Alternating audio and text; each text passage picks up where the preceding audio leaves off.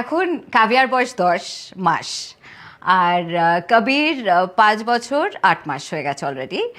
তো এখন যেটার ব্যাপার সেটা হচ্ছে যে কবির না যেরকম একটা দুষ্টু বিচ্ছু দাদা যেরকম হয় একেবারে, যে একদম বোনের পেছন পেছন লাগবে, একটু বোনকে একটু টিজ করে একটু বেশ মজা পাবে, সেরকম ফেসটা হচ্ছে কবিরের। আহ, এখন বেচারা টলমল করতে করতে কোনো একটা জায়গায় হয়তো কাভিয়া দাঁড়িয়ে ওঠার চেষ্টা করছে, এরম করতে করতে ও ওঠার চেষ্টা করছে।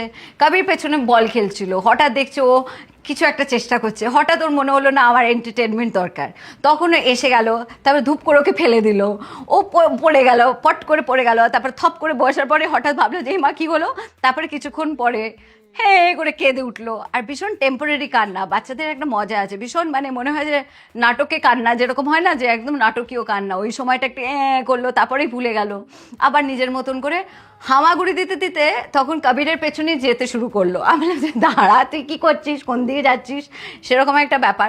আমি তখন কবিরকে বকবো নাকি কাব্যাকে দেখবো আমি সেটা বুঝতে পারি না, কারণ যখন আমি কবিরকে বকার চেষ্টা করি তখন কাবিয়া দেখি যে কোনো ম্যাটারই করে না। মানে I think this is the best thing about এই বয়সটা, কারণ তাদের না ইমিডিয়েট ফরগিভনেসটা আসে, ইমিডিয়েট, মানে ওরা ভাবে না, কেয়ার করে না, একটা মুহূর্ত গেছে তো গেছে, এরপরে তো আবার একসঙ্গে থাকতে হবে, সেরকম একটা ব্যাপার।